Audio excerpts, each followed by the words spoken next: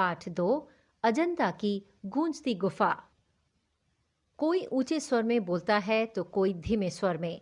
ऊंचे स्वर में बोली गई बात सभी आसानी से सुन लेते हैं और धीमे या मध्यम स्वर में बोली गई बात को सभी लोग नहीं सुन पाते।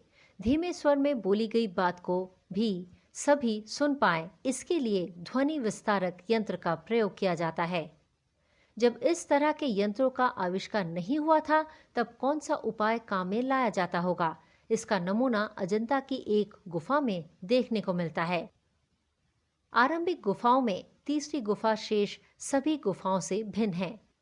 बाहर से काफी चौड़ी, अंदर से काफी बड़ी। इसे देखकर ऐसा लगता है जैसे यहाँ कुछ काम अधूरा छूट गया हो। नीचे फर्श समतल है, चिकना नहीं किया गया। खंबे लंबे, सुडौल और चौकोर हैं। इन खंभों पर वैसा कोई चित्र नहीं उकेर गया जैसे अन्य गुफाओं के खंभों पर है। इन खंभों पर कोई सजावट भी नहीं की गई है। इस गुफा की छत भी ऊबड़ खाबड़ है।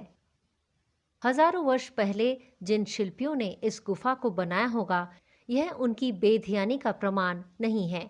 इस गुफा की विशेषता बताती है कि शिल्पियों ने जानते बूझते इसे ऐसा रहने दिया था। उन्होंने इसे एक विशेष प्रयोजन से तैयार किया था। वह प्रयोजन था प्रवचन।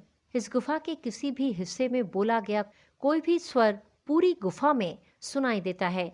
शब्द कितने भी धीमे स्वर में क्यों न बोले गए हों, वे गुफा में कहीं भी खड़ा व्यक्ति सुन सकता है।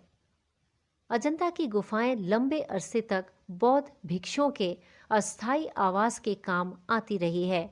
आज भी यहाँ सैकड़ों की संख्या में बौद्ध भिक्षु बने ही रहते हैं।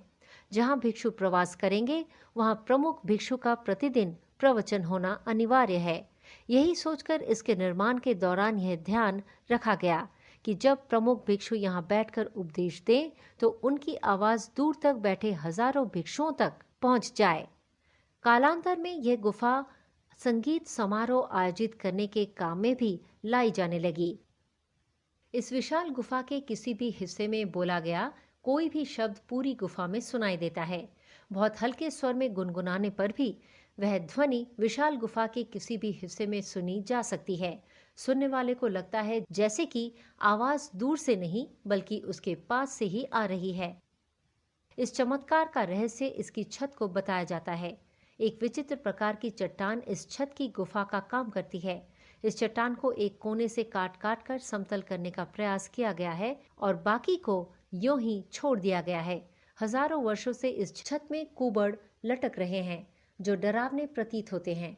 अनेक दर्शक इन्हें देखकर भयभीत हो जाते हैं। उन्हें लगता है कि यह पत्थर कभी भी गिरकर उन्हें चकनाचूर कर देगा। इसी भयावनी चीज में यहाँ का रहस्य छिपा है। यह ज्वालामुखी का पिघला लावा है। पिघली आग के फूले हुए और फटे अनफटे बुलबुले जगह जगह जम गए हैं। यही अनगढ़ उठती गिरती चट्टानें गुफा के किसी भी कोने में उत्पन्न हुई ध्वनि को सारे में फैलाती है। हो सकता है गुफा को खोदते समय छत को समतल करते हुए शिल्पकार के सामने गूंजती ध्वनि का तथ्य स्पष्ट हो गया हो और उसने इसे यूं ही छोड़ दिया हो कि उसने ध्वनि प्रसारण की नई तकनीक खोज ली है।